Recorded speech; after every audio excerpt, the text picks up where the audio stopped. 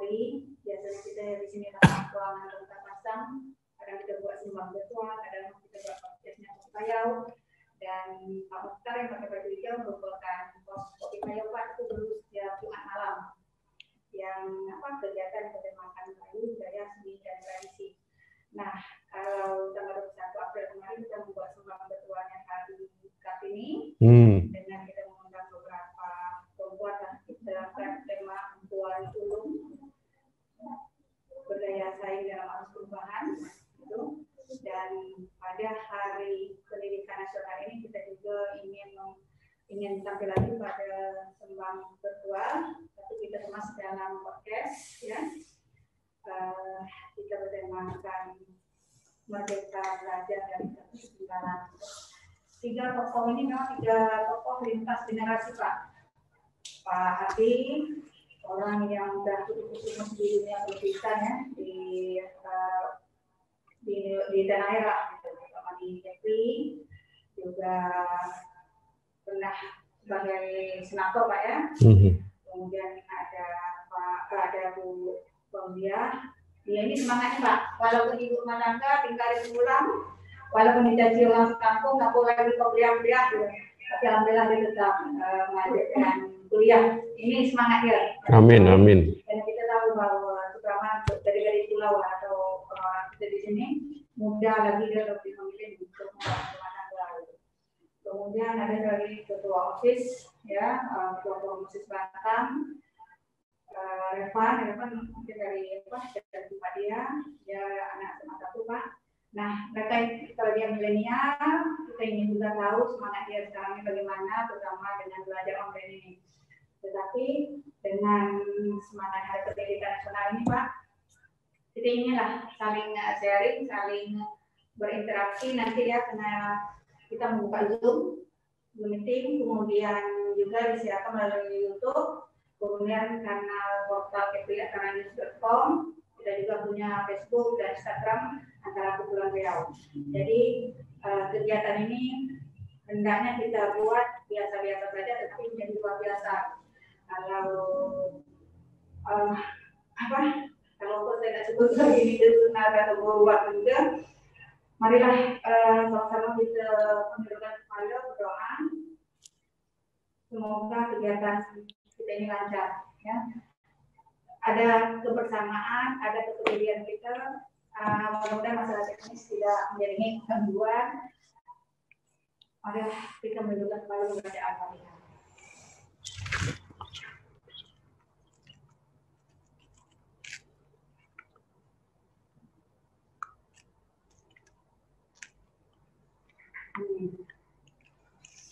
Terima kasih ya.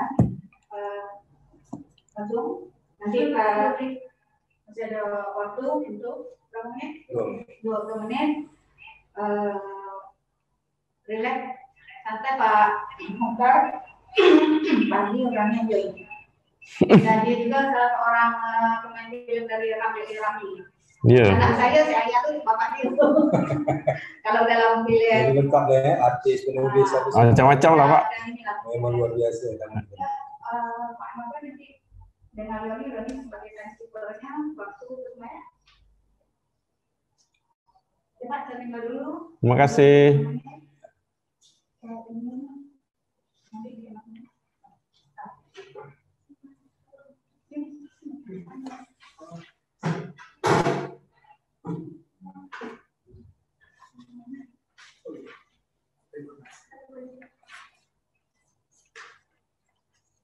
Saya ada juga podcastnya Pak. Ada ya? Mau Bapak lagi tayang apa nih langsung? Enggak. Enggak. Tak, saya punya podcast. Oh, iya. Ya boleh lah kita undang-undang. Hah? Boleh lah kita apa?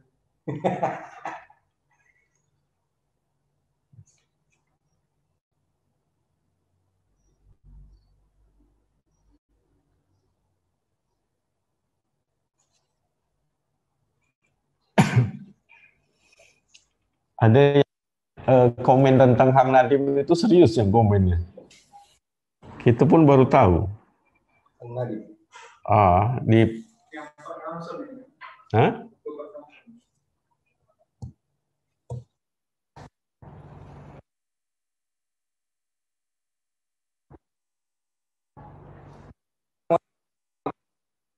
Waalaikumsalam. Sahabat Antara di mana saja berada, khusus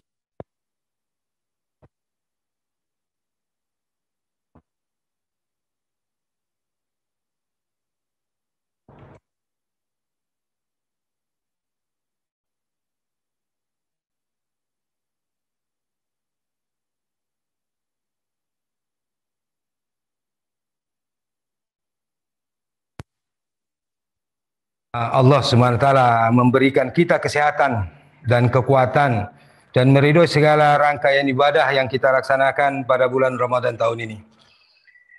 Baik sahabat Antara di mana saja berada, saya Nodis Mukhtar, sering dipanggil dengan Pak Mukhtar atau singkatan Pak Mu, lebih mudah lagi mengingatnya, akan menemani sahabat Antara ke depan selama lebih kurang 75 menit dalam sembang bersama narasumber kita yang kita undang hari ini khusus untuk memperingati Hari Pendidikan Nasional tahun 2021 ini. Kami LKBN Berita Antara Kepri khususnya mengundang narasumber dari 3 tokoh lintas generasi. Nah, ini sangat menarik. Mudah-mudahan perbincangan kita ini mendapat manfaat dan kita bisa mengambil sesuatu yang membuat kita menjadi lebih sukses ke depannya. Paling tidak ilmu yang kita akan sharing bersama narasumber nanti menjadi referensi bagi saudara-saudara sahabat Antara di mana saja berada. Baiklah, di depan saya telah hadir narasumber pertama, Bapak yang terhormat Haji Hardi Selamat Hud, MSI PhD, tokoh pendidikan Kepulauan Riau yang perlu kita banggakan. Karena kita kenal Bapak Hardi merupakan seorang tokoh pendidikan yang selalu memikirkan bagaimana masyarakat Kepri khususnya maju dalam hal pendidikan. Hari ini sesuai dengan tema kita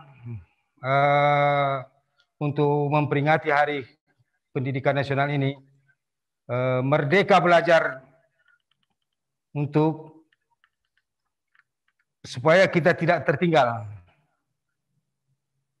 Nah, inilah yang kita akan bicarakan, kita akan sembangkan kepada Bapak Hardi dan 2 tokoh kita lagi yang hari ini mungkin belum muncul atau sudah muncul masih dalam stasi standby ya, Ibu Fauzia.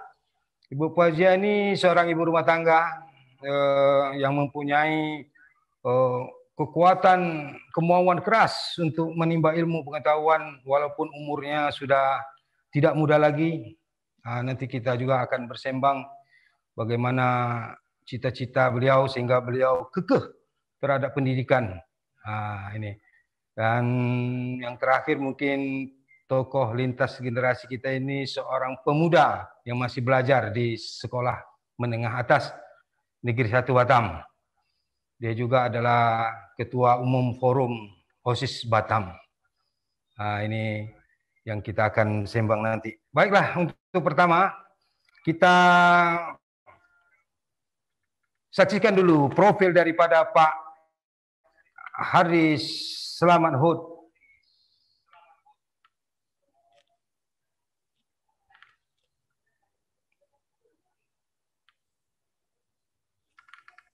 Baik, sahabat Antara,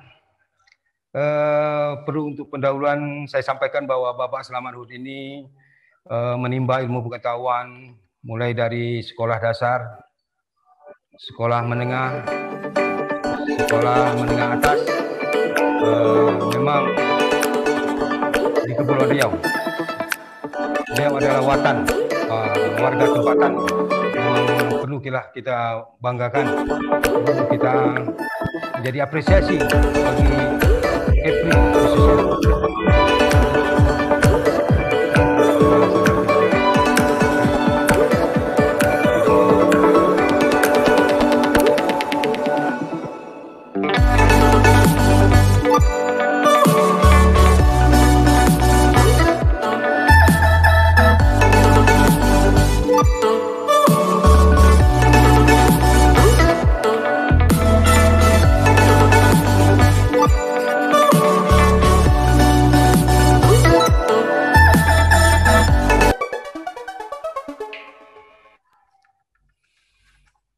Baiklah sahabat antara di mana saja berada, Bapak Ardi Slamet Hud yang ada di hadapan saya hari ini, memang kita khusus undang untuk kita banyak bertanya, banyak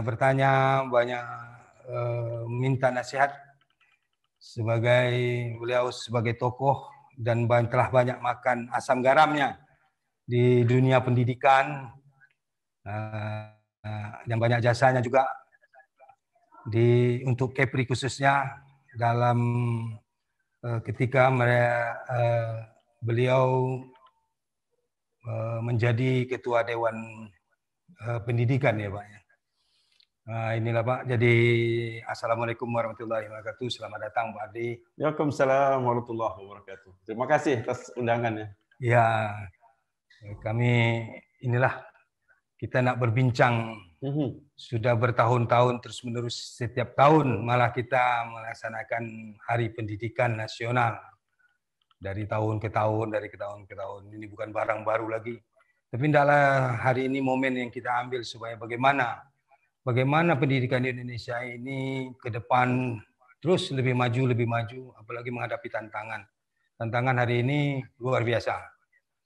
Kira-kira bagaimana pandangan Pak Ardi untuk dalam generasi penerus ini menghadapi tantangan yang luar biasa saat ini. Ya, Pak Mu, terima kasih. Saya pertama ingin mengucapkan selamat Hari Pendidikan Nasional. Dan tentu saja semangat Ki Hajar Dewantara adalah semangat kita semua dan semangat anak-anak Watan untuk dapat terus belajar dan belajar. Sebab itu Pak Mu ada pantunnya. Ya. Anak laut memakan ikan. Ikan dimakan di pagi hari. Mari bersama majukan pendidikan, barulah bangkit anak negeri. Siap. Ini anak negeri harus langsung bersemangat. Iya, jadi kalau kita lihat hari ini kita sampai satu tema yang menarik, yaitu bagaimana merdeka belajar dari ketinggalan. Dari ketinggalan. Ada satu kata di dalam tema itu yang merupakan kata yang menjadi semacam ikon, semacam slogan, semacam ide dari Menteri Pendidikan kita, Nadiem Makarim. Karena dialah yang mencetuskan kalimat merdeka belajar. Merdeka belajar. Tetapi sesungguhnya kalau kita pelajari, Nadiem Makarim ini ternyata mengambil semangatnya Ki Hajar Dewantara. Ki Hajar Dewantara lah yang pertama juga mengatakan bahwa belajar itu adalah suatu kemerdekaan. Kemerdekaan yang bagaimana? Kebenaran yang dalam batinnya dia merdeka. Nah, tentu membandingkan Nadiem Makarim dengan Ki Hajar Dewantara adalah membandingkan sesuatu yang jauh sekali. Tetapi semangatnya adalah semangat yang sama. Oleh karena itu, kalau kita lihat dua tokoh yang hari ini Nadiem menjadi Menteri Pendidikan dan tokoh pendidikan kita Ki Hajar Dewantara itu, dia di dalam keadaan yang berbeda. Kalau Ki Hajar Dewantara, dia adalah betul-betul tokoh dalam masa merebut kemerdekaan. Maka dia berjuang di bidang pendidikan supaya apa? Supaya Indonesia itu merdeka dan kemerdekaan pendidikan juga didapat. Maka dengan semangat Taman Siswa dia dirikan itu. Tapi hari ini Nadiem juga sedang berjuang memerdekakan siswanya, gurunya. Memerdekakan dari mana Pak Mu? Ternyata memerdekakan dari pandemi COVID ini. Sebab itulah gimana dia berusaha, bagaimana anak-anak kita ini merdeka belajar di rumahnya. Karena sekarang ini memang belajar di rumah. Tetapi dengan tentu saja mengembangkan karakter yang kuat bagi anak-anak kita. Nah, sebab itulah hari ini kalau kita lihat kenapa semua bicara merdeka belajar, karena kita sedang berjuang bersama-sama untuk dalam suasana belajar yang baik. Iya, betul. Jadi arti merdeka belajar ini kita bebas untuk menentukan, Pak, kira-kira pendidikan apa yang kita inginkan. Apakah seperti itu yang kita maksud bebas merdeka ini? Pak Mu, coba kita flashback waktu kita sekolah dulu. Ya. Kalau bunyi bel, teng teng teng, itu kalau orang Melayu bilang keluar main, istirahat. Nah tiba-tiba kita teriak semua, hore! Berarti dalam kelas kita apa? Kita tidak merdeka mungkin. Setelah istirahat kita baru merdeka. Terus misalkan kita dengar gini, Ibu guru, Bu Zaitun tak bisa masuk karena dia sakit. Kita gembira juga, hore! Seakan-akan sekolah tidak memberikan suatu kebahagiaan pada kita. Kita ingin keluar dari sekolah. Kan begitu. Nah, itulah salah satu semangatnya. Merdeka belajar itu adalah boleh belajar di sekolah dan boleh belajar di luar sekolah. Nah, ini kesannya adalah supaya anak-anak kita ini, dia betul-betul merasakan sekolah adalah bahagian daripada dirinya. Sebab itu ada istilah dalam bahasa Melayu kita ini, joyful learning. Belajar dengan gembira. Belajar dengan, ya inilah yang akan dibentuk. Supaya tidak ada merasa bahwa sekat 4 persegi atau panjang lebar kelas itu seakan-akan jadi penjara bagi anak-anak kita. Dia harus merasakan adanya suasana batin yang mereka bisa lepas dari tekanan-tekanan dari pihak manapun. Itulah semangat mereka belajar. Ada persoalan batin yang muncul bahwa ia merasa gembira dalam belajar itu. Artinya sesuatu pendidikan itu bukan menjadi momok. Betul. Bukan menjadi momok. Atau beban untuk kita menjadikan aktivitas setiap hari. Nah, kadang kita kan anak lu suruh pergi sekolah, nangis dia. Iya, betul. Pergi, bangun cepat pergi sekolah, takut dia. Kadang-kadang banyak syarat, Pak ya. Harus ada uang belanja, harus ini. Sekarang kita mau anak pergi sekolah itu bangun tidur dia sudah rindu dengan sekolah. Betul. Dia rindu dengan gurunya, dia rindu dengan belajarnya. Dia merasa rindu dengan temannya karena sekolah adalah tempat kebahagiaannya. Jadi dia merasa sekolah itu adalah bentuk kebutuhan. Ya, betul. Sebagaimana bahan pokok mungkin ya. Nah, itu. Ya, memang luar biasa. Jadi merdeka belajar ini dari ketinggalan ini berartikan bahwa kita selama ini mungkin ketertinggalan kita menganggap suatu belajar ini adalah momok. Di tahun ini kita akan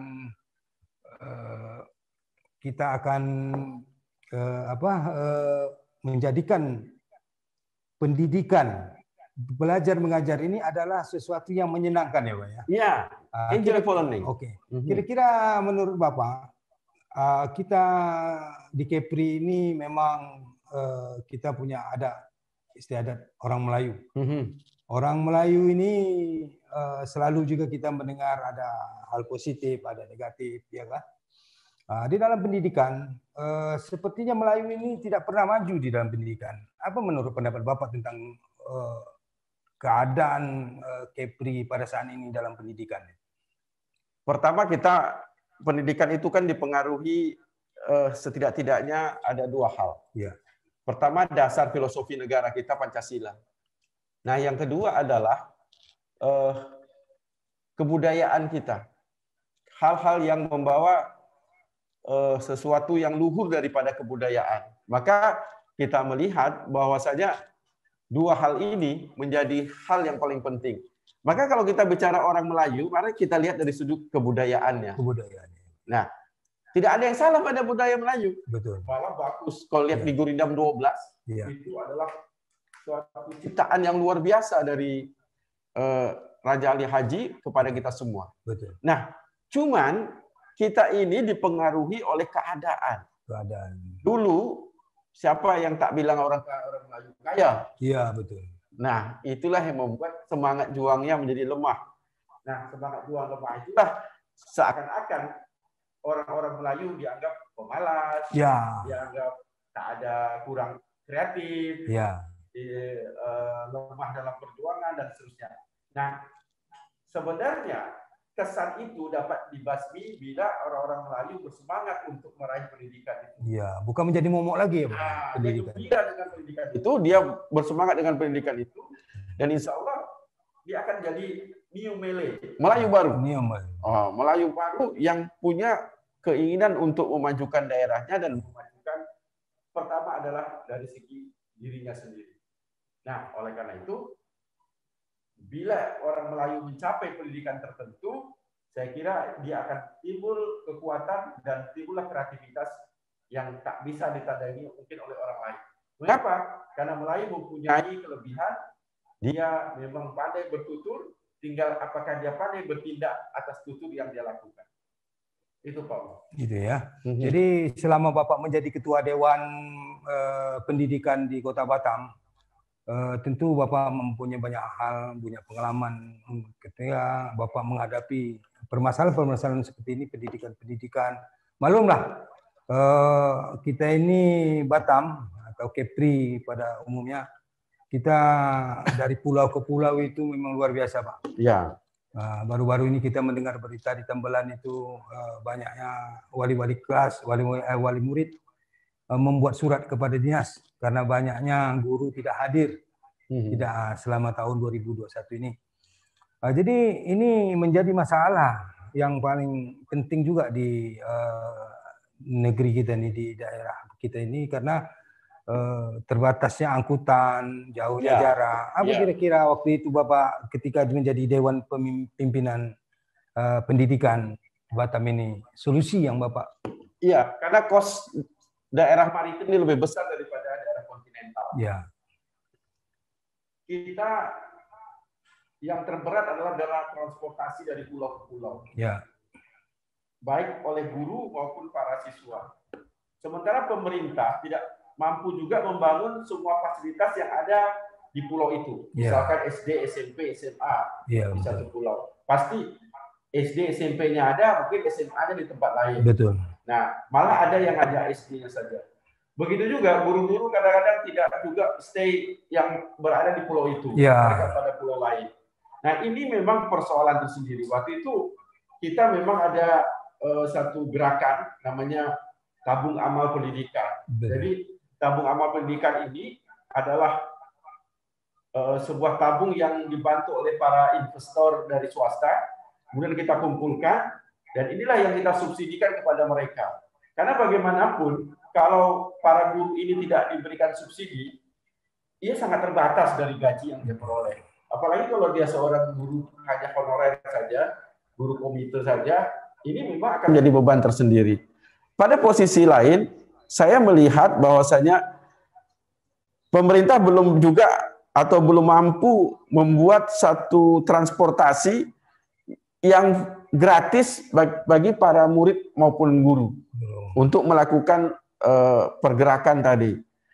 Nah, sisi lain, kalau dia sekarang dalam pandemi corona ini belajar dengan online, ternyata juga tidak ada reservoir yang kuat untuk di pulau-pulau itu mendapatkan wifi misalkan, atau paket data, atau signal yang baik. Ini juga punya kendala.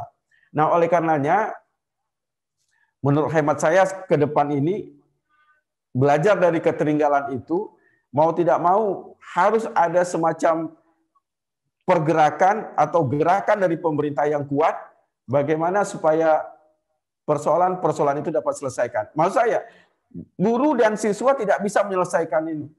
Yang bisa adalah adanya intervensi dari pihak pemerintah, dari pihak swasta, membantu mereka untuk dapat lebih baik. Hari ini kita melihat memang anak-anak kita di pulau masih sulit untuk mendapatkan sarana prasarana yang terbaik. Tetapi saya tahu kualitas mereka dari segi IQ mereka malah melebihi rata IQ anak-anak kota. Karena gizi mereka dengan ikan, mereka dapat memenuhi sumber daya alam, gizi otak mereka. Iya. Jadi saya tertarik dengan program Sabas yang Bapak pernah buat ini. Iya. Ya, tahun 2001-2009 ya Pak. Dan itu pun diakui oleh Menteri Pendidikan Nasional Republik Indonesia pada waktu itu karena sifatnya membantu pelajar miskin untuk dapat bersekolah atas dukungan dari masyarakat. Ini Pak, kita perlu mendalami sedikit apakah program Sabas ini berhenti ketika Bapak selesai menyelesaikan jabatan Ketua Pendidikan Batam ataukah masih sekarang masih berlanjut?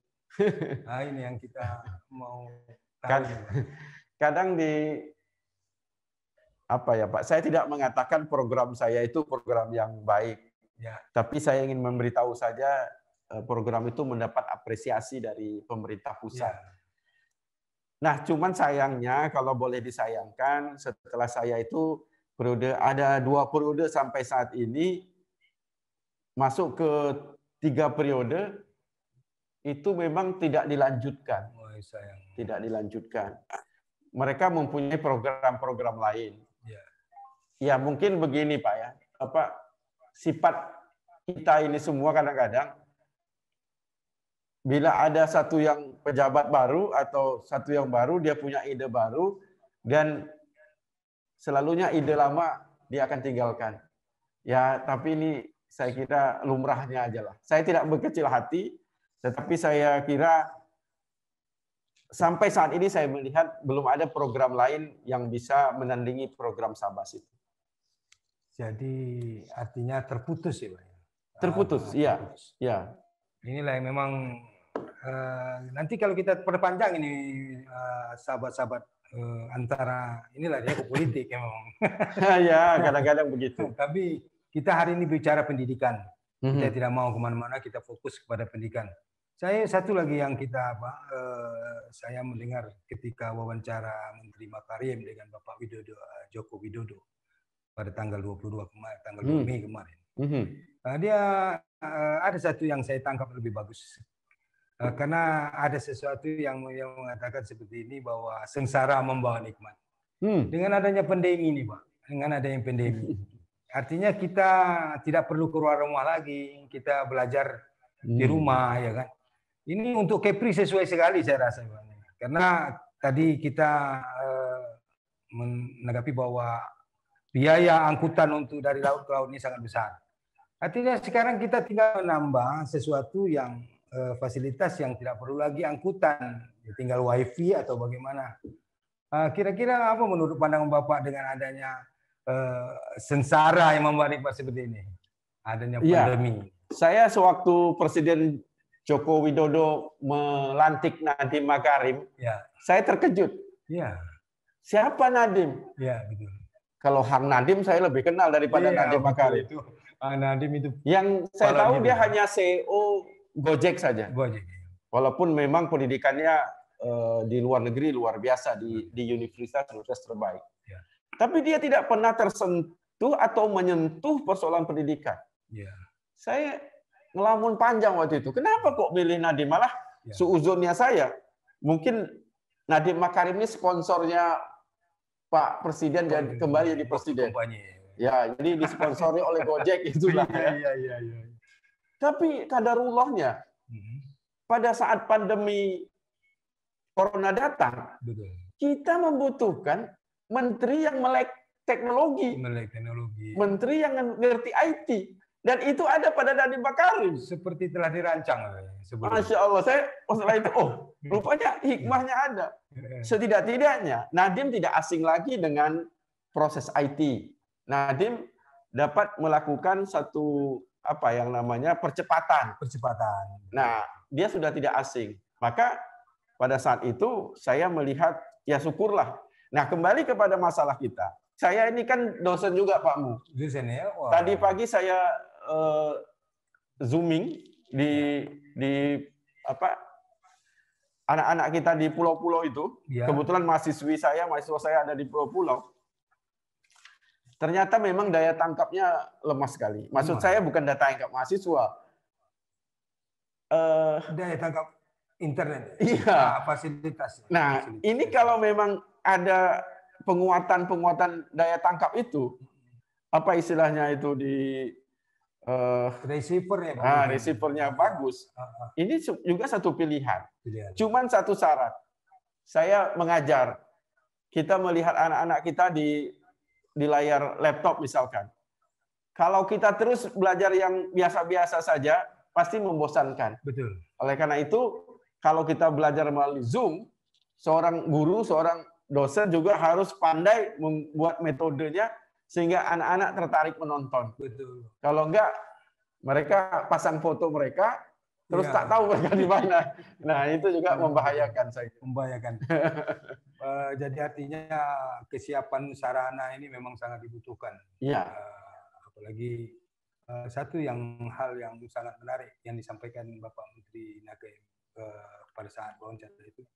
Ini adalah pemaksaan. Pemaksaan adalah bagaimana percepatan pengetahuan daripada yang tidak tahu menjadi tahu. Betul. Seperti ibu-ibu rumah tangga ya sekarang, orang ya. tua sekarang harus tahu dia apa Zoom, apa ini. Cuman jangan salah Pak Mu. Ya.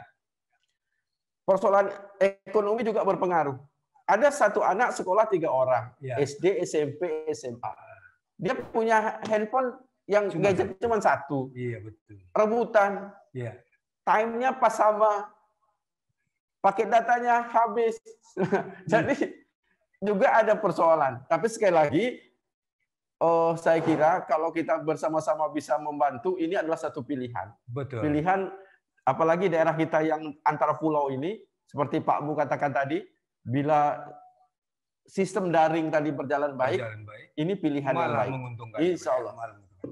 Baik sahabat Antara, tidak terasa sudah beberapa menit kita melalui dialog kita bersama Bapak Haji Hardi Slamet HUD, MSc MPHAD. Rasanya tidak cukup waktu ini kita. Banyak lagi hal yang saya mau tanyakan dan mungkin permisi sendiri juga ingin tahu dari beliau. Ternyata waktu juga lah yang membatasi kita.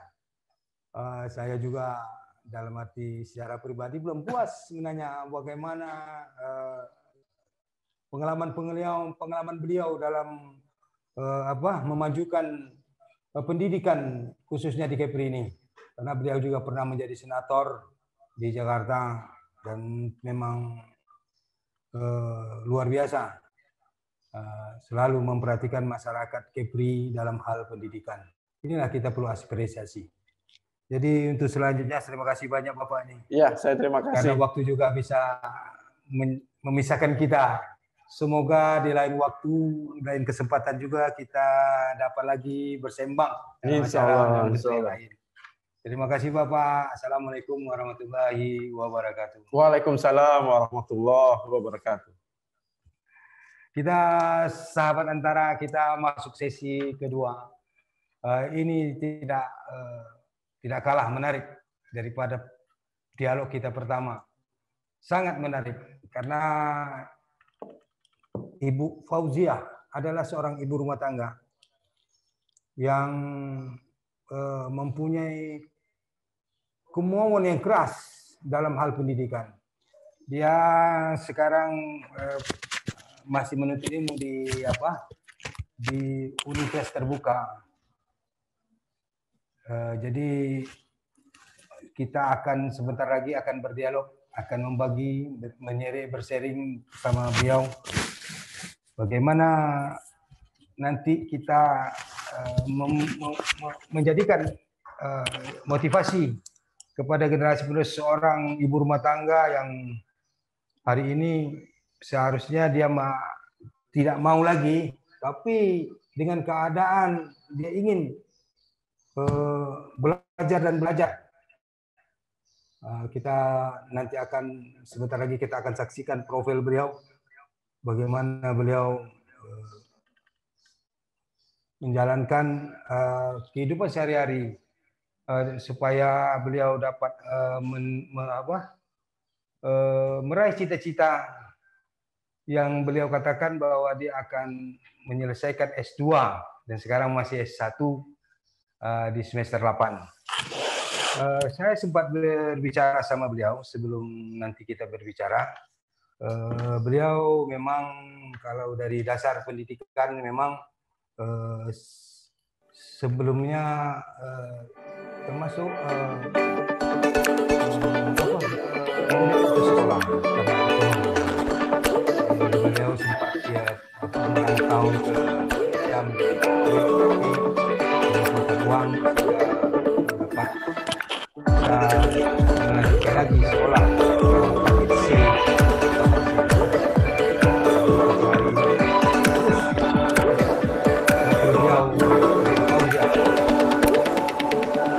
kita saksikan bersama.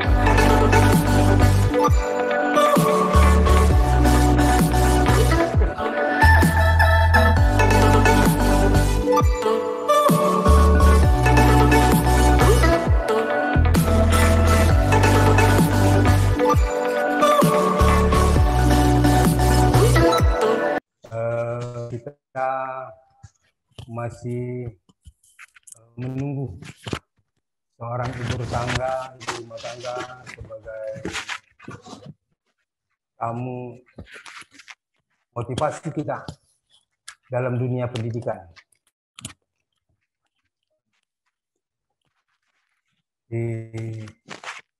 Ibu Fauzia ini bertempat tinggal di Kota Batam juga, tapi cukup lumayan karena perjuangan beliau ini. Kalau kita nanti berdialog menanyakan kepada beliau, mungkin banyak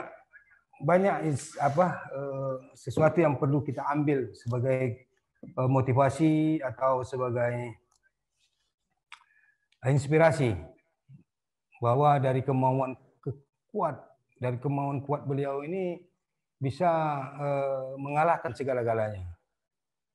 Artinya dia bisa membagi waktu untuk rumah tangganya, merawat anak, melayani suami sebagai ibu rumah tangga. Beliau jalankan dengan sangat luar biasa. Inilah yang kita akan munculkan nanti sebentar lagi.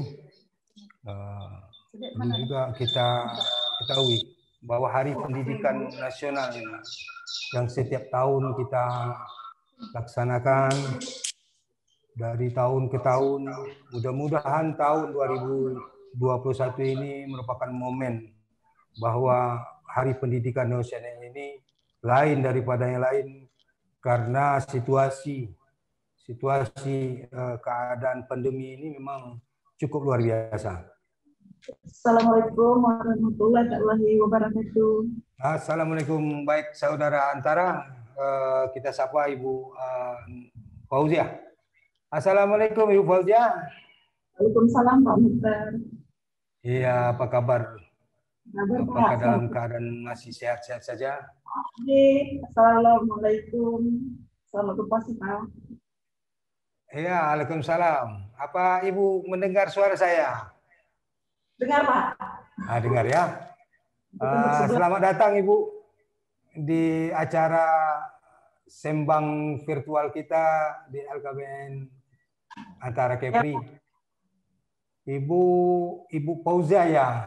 Pak ya, sebelumnya saya memperkenalkan diri dulu ya Pak ya. Boleh Ibu perkenalkan diri. Nama saya Ibu Fauzia dari Sembulang, Barelang. Dari Sembulang. Nah, saya ini ibu rumah tangga. Usia saya 44 tahun. Sudah 44 tahun Ibu ya. Punya istri, punya suami dan punya anak berapa Ibu? Suami satu Pak. Oh, suami satu.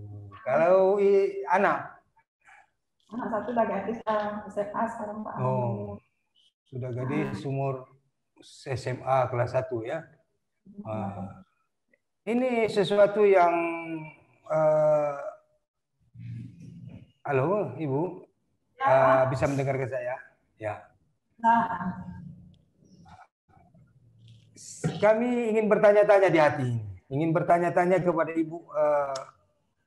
Sekarang Ibu masih melanjutkan kuliah di umur yang parubaya, yang tidak muda lagi. Yang kebanyakan sekarang kita lihat wanita-wanita sekarang malah setelah dia mendapat kesarjanaannya, setelah menyelesaikan kuliahnya, malah setelah bersuami meninggalkan. Sekarang Ibu terbalik nih situasinya. Ini yang membuat kita bertanya-tanya, apa kira-kira membuat Ibu bisa bersemangat sekali untuk menimba ilmu pengetahuan sampai sekarang masih belajar di universitas terbuka. Ya Pak, jadi sebelumnya saya mau mengucapkan terima kasih kepada sahabat Antara telah mengundang saya. Mungkin mudah-mudahan menjadi inspirasi Pak ya buat anak-anak di pulau kampung saya Pak ya, mau melanjutkan sekolah lagi. Soalnya kami ini orang pulau Pak.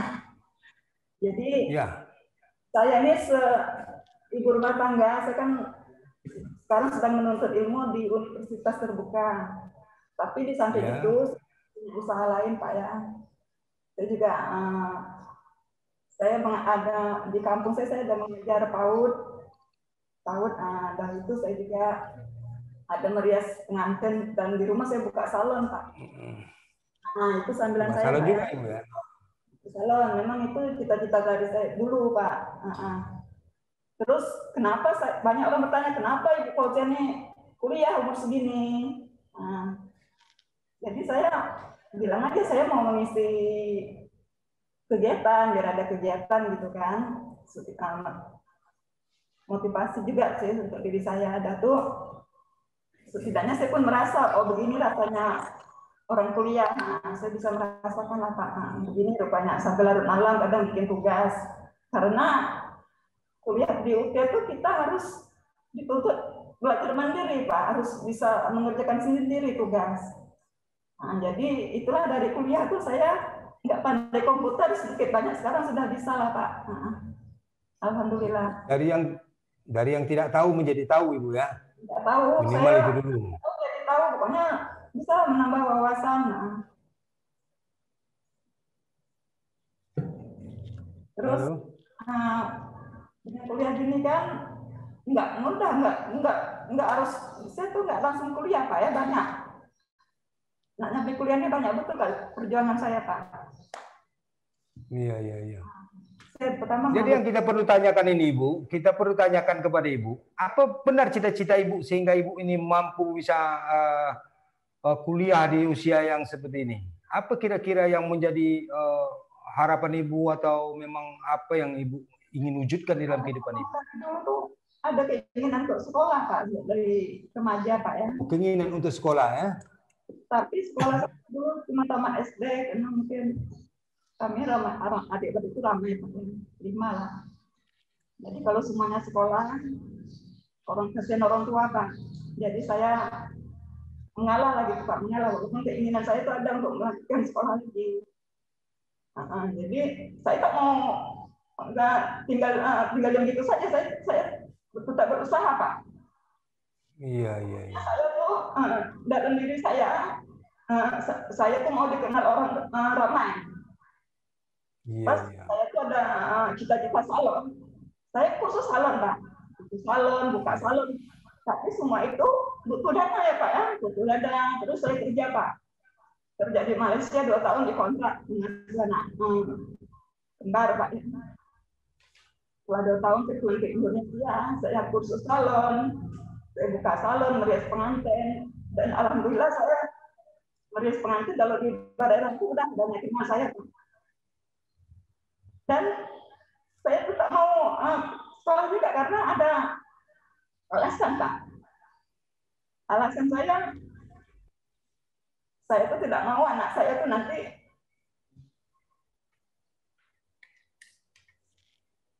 sebenarnya kalau saya tidak kuliah pun nggak apa-apa, saya pun tetap aman aja karena suami saya nggak pernah menuntut apa-apa. Iya. Artinya Ibu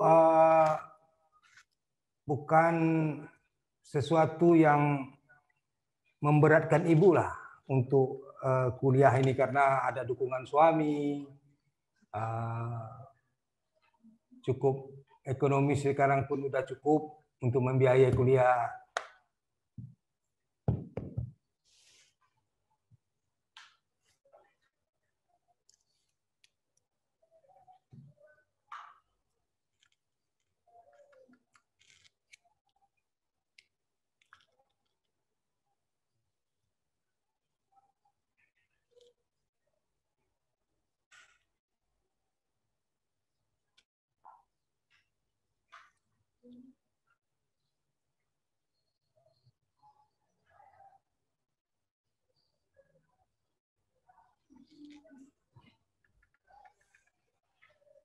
daftar ke kantor UT untuk kuliah. Jadi kita perlu tanya juga, Ibu kira-kira kalau dari Sembulang sana berapa kilometer ke tempat kuliah Ibu? Apakah ini tidak menjadi tantangan bagi Ibu? Katanya ke sekolah saya pakai motor, kalau saya bawa lambat tuh jam lebih ke bawa saya bermotor Pak. Kalau BTN sekarang kita kan belajar daring Pak. Pakai online saya bikin tugas dari rumah aja. Nah, kita bikin tugas di rumah. Pakai motor Ibu ya dari Sembulang sana ke Batam. Iya Pak. Maksud saya untuk tatap muka di perkuliahan Ibu tentu Ibu mendatangi kuliah kampus Ibu ya kan? Ya. Dari tempat yang sangat jauh. Ya Pak.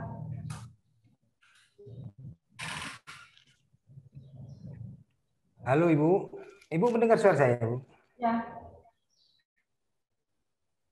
Jadi begini lagi Pak ya. Ya. Mengapa saya kuliah tadi? Kalau jauh memang jauh Pak, sebulan ke Sekopang jauh Pak. Ya. Dalam seminggu berapa kali Ibu pergi ke kampus? Aku PTN dulu. PTN dulu seminggu sekali Pak. Seminggu sekali ya. Saya sangat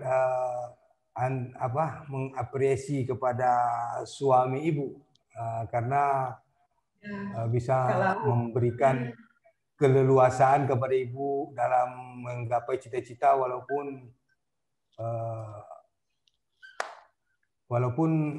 dalam waktu usia ya kan, usia yang tidak muda lagi dan seharusnya tidak memikirkan itu lagi, tapi suami Ibu tetap mendukung. Ini salah satu luar biasa suami yang mengapresiasi. Halo Pak, kalau ujian mau datang ke sekolah itu sebentar Pak, soalnya takut terlambat. Kalau belajar saya datang sendiri. Iya. Oh jadi ya, Pak, alasan saya kuliah nih Pak ya, kan banyak orang boleh katakan kata kasarnya meremehkan lah ya. Mau kemana sih Ibu Fauziah nih? Kuliah apa sih tujuannya udah umur segini nak kuliah? Saya tuh punya alasan Pak. Setidaknya saya nambah wawasan. Setidaknya nanti kalau anak saya mau mengisi formulir di sekolah, bapaknya S2, masa mamanya SD, kan malu, kasihan anaknya. Iya betul. Alasan saya kuliah gitu juga. Saya mau mengimbangi lah Pak. Betul. Udah tuh saya juga pertama gitu Pak. Pertama saya tujuan saya ke situ. Lama-lama betul-betul mau kuliah Pak. Betul-betul mau kuliah, terus betul-betul mau belajar, betul-betul mau dapat nilai bagus. Saya tak mau kalah sama anak muda. Dan kuliah saya teman bertambah Pak ya, walaupun teman saya umurnya di bawah saya Pak. Juga. Jadi Ibu, halo Ibu. Ya. Ibu Fauziah. Jadi bagaimana kira-kira Ibu ketika di kampus berinteraksi dengan kawan-kawan kuliah yang sangat muda ya kan? Sangat. Ya, mereka bertanya, Ibu kerja di mana? Katanya kok kuliah ambil jurusan ini katanya kan. Saya ngajar di bawah. Saya juga di rumah buka salon. Aku bilang saya di sini untuk menambah-nambah pengalaman, menambah wawasan. Saya bilang gitu. Oh ya, alhamdulillah mudah-mudahan nanti kerja di kantor wali kota ya Bu. Dan suka gurau dengan saya gitu. Amin saya bilang. Ya gitu sebenarnya kan saya ini orangnya pemalu Pak. Saya ini pemalu orangnya sebenarnya. Ngomong tuh nggak pandai sih. Nggak pandai saya ngomong Pak. Saya bicara apa adanya Pak. Iya betul. Jadi Ibu ketika Ibu halo? Ya, Ibu dengar suara saya? Ya, dengar Pak. Ya. Jadi ketika Ibu melaksanakan kuliah, tentu di rumah, halo? Ya Pak. Ini kita sahabat antara agak terganggu ini koneksi kita. Antara saya dengan Ibu Fauzia ini kadang-kadang terputus, jadi nggak nyambung juga. Saya sangat maaf sekali karena memang inilah keadaan kita kalau acara forecast atau virtual ini memang kendala yang selalu kita hadapi, kendala jaringan ini. Kita mendapat sedikit apa nih? Jadi halo Ibu Fauzia, masih mendengar suara saya? Masih Pak, masih mendengar. Ibu Fauzia. Ya. Tentu Ibu sekarang di semester 8. Kira-kira tak lama lagi Ibu akan menyelesaikan S1 Ibu. Apakah Ibu berhenti di situ atau mau melanjutkan lagi? Semester 8 insya Allah mau. Wah, luar biasa. Kalau diberi kesehatan, saya mau melanjutkan pendidikan lagi. Insya Allah S2. Jadi tanpa batas ya Ibu ya? Ya suami saya nggak pernah melarang saya Pak. Dia selalu mendorong. Tanpa batas. Itulah, bersyukurlah Ibu mempunyai suami yang mendorong Ibu, yang terus menggali ilmu pengetahuan tanpa batas. Saya juga berapresiasi kepada suami Ibu, kepada keluarga Ibu, memberi dukungan sepenuhnya. Jadi Ibu, ini saya teringat dengan pepatah, mencari ilmu itu dari ayunan sampai ke liang lahat. Saya rasa prinsip Ibu seperti ini, guys. Cocok sekali dengan tanpa. Saya mendukung sekali omongan itu. Tuntutlah ilmu dari ayunan sampai ke liang lahat. Ini sangat cocok sekali yang Ibu lakukan hari ini, dan Ibu bersembang kepada kami. Kami sangat apresiasi sekali. Menjadi inspirasi bagi kami. Seharusnya Ibu yang sebaya ini hanya duduk di rumah, atau karena Ibu juga banyak kegiatan ya, Pak, di luar kuliah Ibu, ya kan? Saya harus masak, kadang ada datang ke salon. Ya, jadi demikianlah dulu sahabat Antara. Banyak lagi yang kita mau gali dari Ibu Fauzia. Yang kita ambil dari sosok tokoh Ibu Fauzia hari ini yang kita undang, semangat menimba ilmu yang luar biasa. Walaupun tantangan bukan sedikit, dari tempat rumah ke kampus itu sangat jauh. Dia sanggup menggunakan motor, ya kan? Di kampung juga, di daerah kampung dia selalu menerima ejekan-ejekan bahwa tidak lagi perlu kuliah, tapi dia tetap kekeh dengan kemauannya. Mudah-mudahan semangat inilah yang kita ambil. Kita ambil dalam mengaplikasikan Hari Pendidikan Nasional. Seperti juga dengan Bapak tamu kita, Pak Hardi. Pak Hardi mengatakan bahwa bagaimana pendidikan ini atau pelajaran ini tidak lagi menjadi beban. Tidak menjadi beban, artinya menjadi kebutuhan. Menjadi kebutuhan seperti macam layaknya makanan. Jadi memang luar biasa. Pendidikan ini di daerah-daerah yang tertinggal sekarang ini memang sesuatu yang asing. Apalagi pelajaran-pelajaran yang mereka merasa asing, seperti bahasa asing. Itu luar biasa.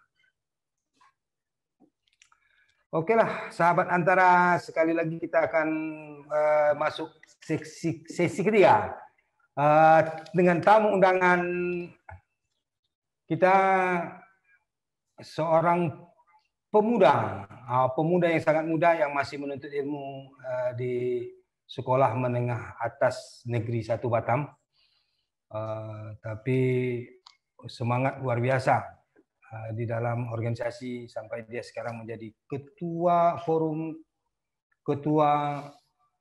OSIS Batam.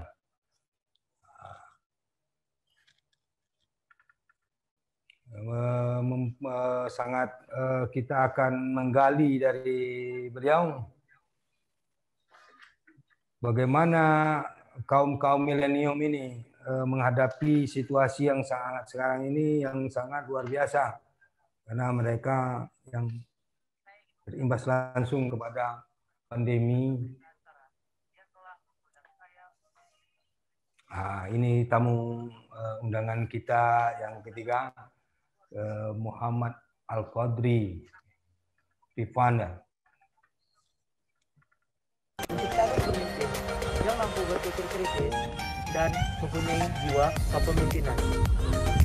Berikut adalah foto-foto acara yang pernah kami lakukan di Ponorogo.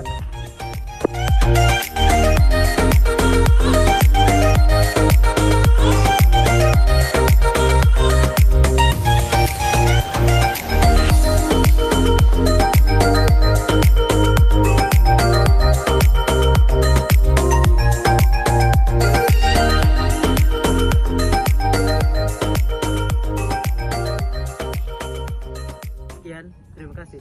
Wassalamualaikum warahmatullahi wabarakatuh.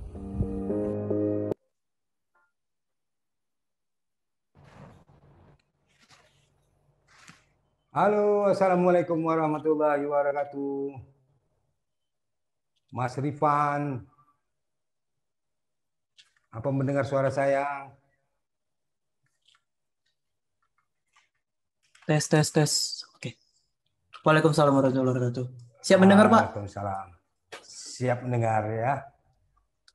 Apa kabar hari ini, Mas Rifan? Alhamdulillah sehat. Pak Muter gimana, Pak? Sehat, Pak? Alhamdulillah. Semoga kita selalu mendapat lindungan dari Allah SWT. Amin. Apalagi situasi sekarang sangat luar biasa. Mas Rifan sekarang masih sekolah? Alhamdulillah tadi masih belajar. Bagaimana sekarang, sudah ada tatap muka atau masih belajar secara daring? Untuk pembelajaran sekarang masih secara daring, Pak. Soalnya kan kemarin sudah ada rencana dari sekolah untuk masuk sekolah offline. Cuman Batam kan kembali ke zona merah demi mencegahnya wabah COVID-19 ini. Jadi kami didaringkan lagi. Betul. Jadi sekarang tetap melaksanakan pendidikan secara daring sekolah. Iya, Pak. Ya. Di Hari Pendidikan Nasional ini, Mas Rifan, ini sangat kalau boleh dikatakan bagi siswa-siswa merupakan hari kebesaran ya, yang harus kita betul-betul peringati karena momen-momen yang banyak sekali acara-acara yang dibuat, temu duga yang boleh kita menjadikan menambah wawasan kita. Kalau buat Mas Rifan sendiri, bagaimana Mas Rifan melihat Hari Pendidikan Nasional ini di dalam kehidupan sehari-hari di dalam pendidikan, Mas Rifan? Menurut saya Hari Pendidikan Nasional ini kenapa kita wajib memperingati? Ya. Karena Indonesia ini termasuk negara berkembang yang pendidikannya termasuk yang paling buruk di seluruh dunia, Pak. Oh, paling buruk. Itu satu. Termasuk. Ya. Oh, jadi dari situ kita harus memperingati. Ya, Pak. Karena di Hari Pendidikan Nasional ini kita menikmati jasa-jasa pahlawan. Itu satu. Betul. Itu termasuk dedikasi kita kepada negara. Gitu, Pak. Jadi Mas Rifan, bagaimana Mas Rifan kira-kira mengaplikasi Hari Pendidikan Nasional di kehidupan sehari-hari? Di dalam kehidupan Mas Rifan sendiri sebagai siswa yang sekarang menuntut ilmu.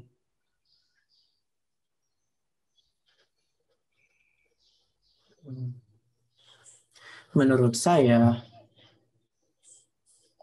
kenapa Ki Hajar Dewantara menjadi Bapak Pendidikan Bangsa? Sabar, Pak. Sebentar, Pak. Saya tidak mendengar suaranya. Boleh diulangi, Pak, pertanyaannya, Pak? Tadi nge-lag.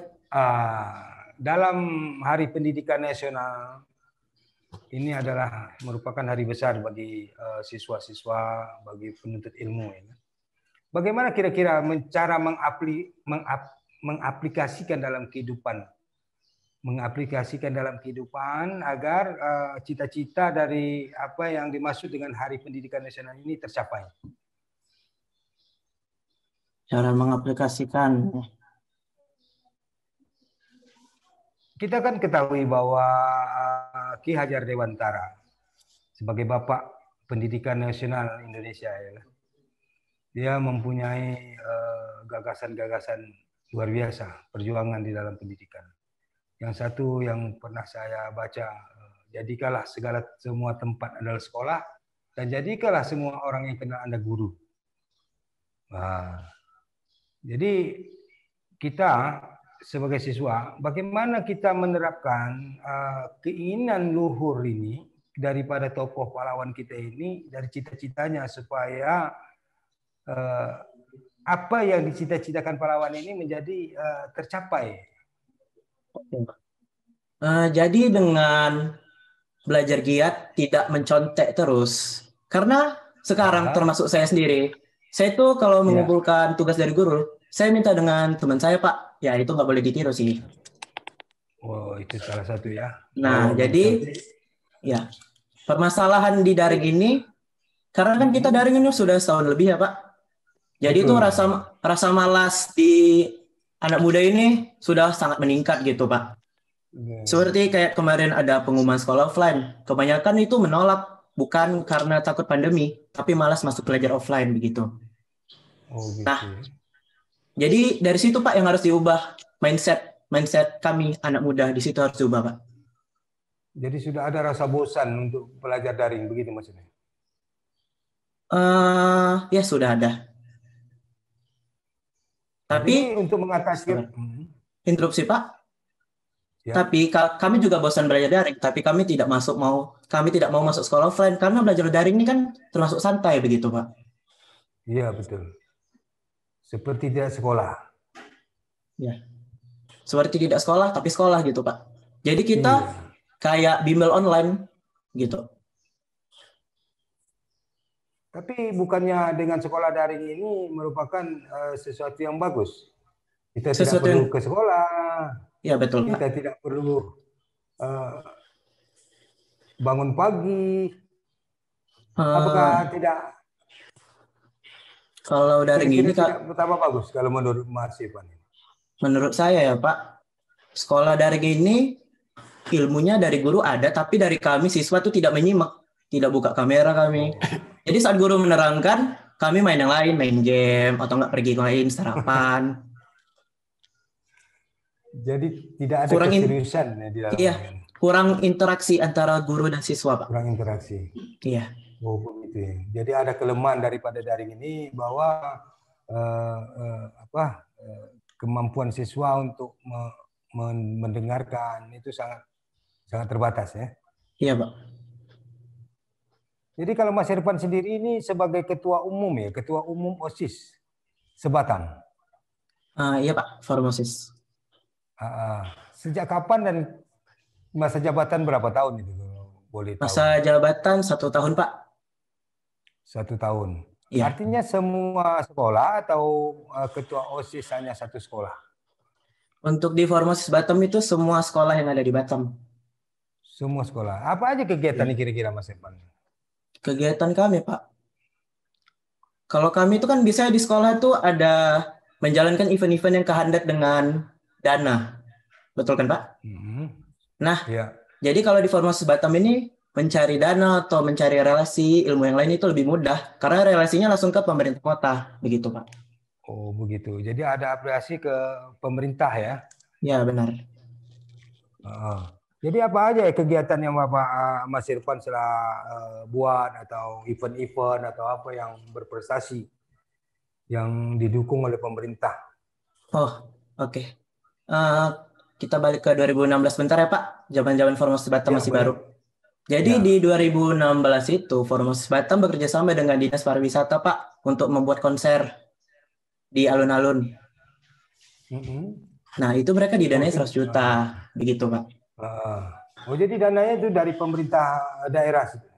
Ya dari Batam. Dinas Pariwisata. Jadi apa yang dihasilkan dari konser itu dari segi apanya, pendidikannya atau segi apa? Kalau dari segi pendidikan tentu aja mendapat relasi begitu Pak. Sama menambah ilmu. Jadi misalnya nanti mereka ada event-event lain, mereka sudah tahu kerjanya Pak. Oh, anak acara ini kerjanya menyusun rundown acara, anak tiketing untuk mengurus tiket. Jadi sudah tahu bagian-bagian mana saja gitu Pak. Jadi nanti masuk ke dunia pekerjaan, mereka sudah mantap gitu Pak. Oh begitu. Paling tidak ada pengalaman ya di dalam sekolah gitu ya. Bagaimana kalau menurut Mas Irfan ini tentang pendidikan Indonesia untuk selanjutnya? Pendidikan Indonesia untuk selanjutnya, menurut saya semakin hari semakin bagus. Dari Menteri Pendidikan sebelumnya yang menerapkan full day school. Untuk biasanya kan kalau full day school tuh kenapa dibuat? Karena kan ada seperti anak SD, SMP yang tidak diperbolehkan membawa kendaraan kan Pak? Ya. Jadi kan orang tua kebanyakan jam kerja tuh jam 5. Jadi kan bisa menjemput anaknya. One day, one school. Apakah tidak membosankan bagi siswa-siswa? Kalau full day school menurut saya sangat asik Pak. Karena sangat asik ya? Sangat asik karena kita bertemu dengan teman-teman kita, bermain bersama, lagi bersama. Artinya belajar sampai rumah lain ya? Iya, karena hari Sabtu kan libur, jadi Pak bisa bersantai di hari Sabtu itu. Oh begitu. Iya Pak. Sama Pak untuk jam pulang full day school maupun sekolah biasa itu cuma beda 1 jam atau 2 jam Pak. Kalau sekolah biasa kan jam 2, kalau full day school jam 3 atau enggak jam 4 begitu. Oh begitu ya.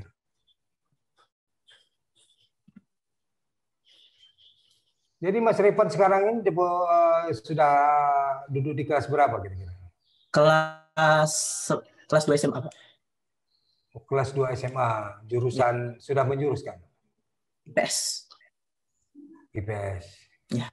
Jadi ketika Mas Irfan diangkat sebagai Ketua Forum OSIS Batam ini, apa kira-kira bisa menjadi artinya bisa lulus? Apakah cara penilaiannya atau bagaimana untuk menjadi seorang Ketua Umum Forum OSIS ini?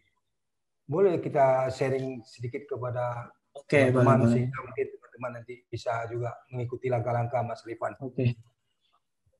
Jadi menurut saya kenapa saya terpilih itu dedikasi saya kepada organisasi intrasekolah atau OSIS ini, Pak. Jadi di dalam rumus kimia dasar itu ada namanya pertukaran setara. Apa yang kita berikan, apa yang kita dapat. Jadi jika dedikasi kita itu tinggi, ya begitulah yang kita dapat, Pak. Iya. Begitu. Jadi tidak ada persyaratan khusus untuk menjadi ketua OSIS, ketua forum OSIS Batam ini. Apakah ada khusus atau yang perlu menjadi syarat? Ada satu lagi, Pak. Ada satu lagi. Apa itu? Harus dekat dengan anggotanya. Harus dekat dengan anggotanya. Ya. Maksudnya apa itu? Maksudnya gini, Pak. Untuk di OSIS sekolah itu kan ada yang orang yang diem-diem aja kerjanya, bukan kerja bareng-bareng gitu. Nah itu maksudnya harus kerja sama-sama karena kan kita organisasi OSIS. Iya. Jadi sekarang Mas Irfan di depan saya ini ada namanya Bapak Haji Hardi Selamanhud. Apa kenal apa belum? Saya kenal. Mas Irfan sudah kenal? Kenal. Alhamdulillah. Jadi Mas Irfan, karena ada kesempatan kita hari ini bertemu langsung secara virtual, walaupun kita jauh, tapi kita sekarang merasa sudah dekat karena berhadapan ya. Oleh sebagai Bapak yang berjasa juga, sering memikirkan masyarakat Kepri dalam hal pendidikan ini, boleh juga Mas Irfan ada pertanyaan kira-kira yang mau ditanyakan kepada Pak Hardi? Boleh saya pikirkan pertanyaan sebentar, Pak? Boleh. Boleh banyak-banyak juga nggak apa-apa, sehingga Pak Hardi bisa menjawab sekaligus. Saya mau ini dulu, sapa lagi Bu Fauziah. Apakah masih ada di Zoom kita, masih standby? Jadi Pak Hardi, tamu kita yang Ibu Fauzi ini semangat belajarnya luar biasa, sangat luar biasa, karena dia dengan biaya sendiri tanpa mengganggu, katanya biaya dari rumah tangga, keuangan rumah tangga, belajar menuntut ilmu. Sekarang dia di posisi semester 8 di UT. Jadi memang semangatnya luar biasa. Kira-kira menurut Pak Hardi, pandangan Pak Hardi, bagaimana ibu rumah tangga yang mempunyai cita-cita, bagaimana dia bisa mengenyam pendidikan sejauh mungkin? Ya, saya pernah ke Hong Kong untuk melihat tenaga kerja Indonesia di Hong Kong. Dan ternyata sama seperti Bu Fauzia tadi, pulang mereka melanjutkan S1, S2, dan kemudian malah menjadi dosen. Menjadi dosen ya. Padahal sama dengan Ibu Fauzia tadi, mereka memulai dengan paket C juga. Nah, oleh karena itu saya pikir semangatnya itulah yang harus kita lihat, semangat yang tidak pernah kenal lelah. Kemudian semangat yang terus menggebu-gebu untuk mendapatkan pendidikan. Ini suatu contoh yang sangat baik. Nah, oleh karena itu saya mendoakan Ibu Fauzia dapat menyelesaikan secepatnya, kemudian mengambil S2, dan kemudian bisa mengabdi, katakanlah untuk menjadi dosen, atau mengajar, atau mencari tempat-tempat informal yang bisa memberikan motivasi bagi anak-anak kampung kita untuk dapat belajar dengan sesungguhnya. Saya katakan tadi, secara IQ kita tidak lemah, cuman kita dari segi semangat saja. Dan yang kedua dari segi pembiayaan. Bila semangat dan pembiayaan ini dipacu, anak-anak pulau saya kira dia akan menjadi raja-raja, menghasilkan lulusan yang terbaik di tempat mereka belajar nanti. Mungkin Mas Rifan sudah siap dengan pertanyaannya. Kita hubungi lagi Mas Rifan. Siap sudah, Pak. Boleh Pak Mas Rifan tanya langsung dengan Bapak Hardi yang ada di depan kita ini sekarang. Pak Hardi? Ya. Pertanyaan pertama, Pak. Motivasi Bapak, kenapa Bapak mau turun ke masalah pendidikan di masyarakat? Pertanyaan yang baik. Saya Mas siapa tadi? Mas Rifan. Ya. Anak saya ada 2 tamatan SMA 1. Jadi saya doakan Mas Rifan juga nanti dapat menjadi alumni yang sama dengan anak saya. Amin. Yang kedua, saya ini memang ditakdirkan di bidang pendidikan. Karena S1 saya itu saya tamat dari IKIP, atau sekarang dinamakan Universitas Pendidikan Indonesia, Bandung. Dan saya kira pendidikan adalah sesuatu yang harus dimiliki oleh semua. Baik yang kaya, yang miskin, yang tua, yang muda. Beda dengan pencapaian-pencapaian di bidang-bidang lainnya. Dan itu suatu tantangan buat saya, maka saya sangat tertarik bidang pendidikan. Sampai S3 saya juga di Malaysia bidang pendidikan juga. Kenapa? Karena saya ingin mengetahui lebih dalam persoalan-persoalan yang ada di pendidikan, dan bila saya tahu ternyata itu adalah persoalan-persoalan yang ada di masyarakat. Demikian Mas Rifan. Oke, pertanyaan kedua Pak.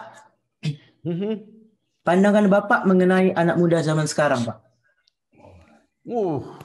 Anak muda itu ya anak saya. Iya, Pak. Karena seumur dengan Mas Rifan. Anak muda yang sekarang ini, pertama saya lihat ciri-cirinya pengen cepat. Cepat dapat, cepat selesaikan, pokoknya beres. Yang kedua, anak-anak yang sekarang ini, mereka rata-rata melek IT. Jadi wawasannya walaupun di sekolah mereka tidak dapat banyak, tetapi di luar mereka mendapatkan hal yang lebih banyak. Namun anak-anak yang sekarang ini tentu saja berbeda dengan anak lalu-lalu. Tantangan mereka lebih besar, daya saing mereka lebih besar. Tapi saya melihat daya kreatifnya lebih tinggi. Satu hal yang dapat saya simpulkan, anak-anak sekarang sebenarnya kemampuan individualistisnya itu lebih kuat daripada anak-anak lalu. Dengan kata lain, anak-anak yang sekarang ini saya prediksi mereka bisa lebih mandiri sepanjang mereka mau menguasai satu bidang. Beda dengan kami dulu, banyak bidang yang diketahui, tapi tidak banyak yang dikuasai. Saya berharap anak-anak sekarang, dan saya melihat mereka ingin menguasai satu bidang, dan mereka menjadi ahli di bidang itu. Oke. Oke. Boleh Pak, pertanyaan terakhir Pak? Boleh. Oke. Oke Pak, sepatah dua kata Bapak untuk seluruh siswa dan mahasiswa yang ada di Kota Batam, Pak. Ya, saya memberikan semangat kepada seluruh siswa, seluruh mahasiswa. Anda adalah generasi masa depan yang ditentukan oleh masa kini. Maka kuasai masa kini untuk merebut masa depan. Dan yakinlah apa yang Anda dapat hari ini akan menentukan masa depan. Maka ambillah sebanyak-banyaknya yang ada pada masa kini, maka Anda akan mendapatkan sebanyak-banyaknya di masa depan. Insya Allah. Terima kasih. Oke, sekian. Terima kasih banyak, Pak. Terima kasih, Mas Rifan. Sama, Pak. Oke. Jadi satu kata dari Pak Hardi untuk menentukan masa depan itu adalah hari ini. Masa kini menentukan masa depan. Jadi luar biasa Pak Hardi. Pemuda-pemuda saat ini instan, maunya instan, mau cepat. Betul. Tapi setelah kita tanggapi beberapa pernyataan juga dari Mas Rifan ini luar biasa. Pertanyaan-pertanyaannya yang membuat kita bisa juga mengarah kepada masa depan yang agak berbeda dari kita zaman-zaman kita dulu, Pak. Jauh beda. Sekarang kita seperti virtual ini. Ini kalau zaman-zaman kita dulu ini tidak terpikir sama kita, tapi akhirnya kita juga mengikuti zaman. Yeah. Seperti Bapak Menterinya Karim katakan bahwa dengan adanya pandemi ini bisa memaksa ibu-ibu rumah tangga mengenal IT lebih jauh lagi. Iya. Yeah. Kan? Artinya terpaksa itu bukan sesuatu yang buruk juga rupanya Pak Hardi. Juga membawa kebaikan. Dengan keterpaksaan kita dapat membuat hal-hal yang tidak kadang-kadang melampaui batas daripada kemampuan kita. Betul. Jadi Pak Hardi sampailah pada saat penutupan. Kita mau Pak Hardi memberi kesimpulan atau pernyataan kata penutup. Ya, pertama saya ingin memberikan apresiasi kepada Ibu Fauzia untuk kita ambil hikmahnya bahwa belajar sepanjang hayat, lifelong education, sesungguhnya adalah sebuah keharusan yang ada di masyarakat. Yang kedua, dari generasi muda, Mas Rifan tadi, saya mendapatkan hikmah bahwa tidak ada satupun halangan untuk anak muda untuk maju ke depan. Hari ini ia mampu memiliki keilmuan sebanyak-banyaknya. Dan untuk kita semua yang ada pada channel ini, saya ingin mengatakan bahwa kalau tidak karena bulan, tidak bintang meninggi hari. Kalau tidak karena pendidikan, tidak akan maju negeri ini. Wassalamualaikum warahmatullahi wabarakatuh. Demikianlah sahabat Antara kata penutup dari Bapak Hardi Slamet Food. Juga akan mengakhiri acara kita pada sore hari ini. Sebelum kata penutup dari saya juga sebagai host ingin meminta satu kata closing, kata penutup dari Mas Rifan sebagai tamu hari ini. dialog kita hari ini. Oke, Pak. Boleh Mas Ripan Boleh. satu kata? Satu kata untuk kantor antara atau seluruhnya, Pak? Untuk seluruhnya. Untuk Hari Pendidikan Nasional. Untuk Hari Pendidikan Nasional yang ini. Iya. Untuk teman-teman yang masih sekolah, dikurangi males-malesnya. Iya. Kalau kalian ketinggalan tugas, nah itu minta dengan kawan kalian. Jangan sampai nggak ngumpulin tugas. Untuk guru-guru sekalian juga, kalau muridnya nakal, jangan dimarahin, Bu. Karena kami kan juga kadang nggak ngerti, Bu, pelajarannya, Bu. Itu, Bu. Oke, segitu aja, Pak. Begitu aja ya. Jadi ini ada juga permintaan dari Pak Rifan nih kepada ibu-ibu, jangan selalu marah gitu ya. Karena kadang-kadang bukan tidak paham, cuman tidak mengerti. Oke Mas Rifan, terima kasih atas kesimpulan atau kata penutup. Kita beralih kepada Ibu Fauziah. Ibu Fauziah, kami mohon Ibu memberi satu motivasi atau kata penutup dari acara ini untuk dapat menjadi suatu inspirasi bagi pemirsa. Oke, pesan-pesan dari saya, motivasi supaya anak muda kita lebih belajar. Gapailah cita-cita kalian, jangan cepat-cepat berumah tangga. Bikin bangga orang tua kalian. Walaupun belum bisa bikin bangga orang tua kalian dengan sekolahnya, setidaknya janganlah bikin masalah yang melanggarkan hukum. Karena kita sebagai anak memang harus membahagiakan orang tua kita. Dan karena anak muda ini generasi penerus, Pak. Mereka lah yang bangsa kita ini, Pak. Jadi, iya. Ada lagi, Bu? Jadi sampai di sini lah motivasi. Terima kasih Ibu Fauziah telah memberikan semangat bahwa yang paling kita tangkap dari Ibu Fauziah ini adalah beliau mengejar ilmu ini dari ayunan sampai ke liang lahat. Ini memang pepatah orang lama, tapi rupanya masih ada yang berpegang kepada itu. Jadi buku saya tuh Pak Mus. Ini apa nih Pak? Bersimpuh untuk negeri, Masya Allah. Inilah salah satu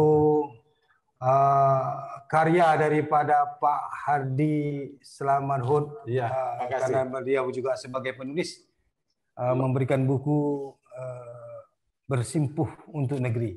Mudah-mudahan buku ini menjadi inspirasi bagi saya dan bagi LKBN Antara umumnya.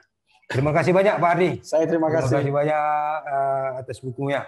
Baiklah sahabat-sahabat Antara, di penghujung waktu saya ingin menyampaikan semboyan yang disampaikan oleh Ki Hajar Dewantara. Ing ngarso suntolada, ing madya mangun karsa tuturi handidayani. Ini di depan kita menjadi pendidik itu adalah merupakan keteladanan kita. Di tengah dia memberikan ide-ide dan di belakang dia memberikan dukungan. Inilah yang dicita-citakan oleh pahlawan nasional Bapak Ki Hajar Dewantara yang harus benar-benar kita hayati dan kita jadi tauladan dalam kehidupan sehari-hari, baik sebagai anak didik, sebagai pendidik dan sebagai orang tua yang saat ini sangat berperan di masa-masa pandemi ini, mendidik anaknya menjadi menuntut anaknya untuk melaksanakan belajar di rumah. Terima kasih banyak. Assalamualaikum warahmatullahi wabarakatuh. Sampai berjumpa lagi. Wassalamualaikum.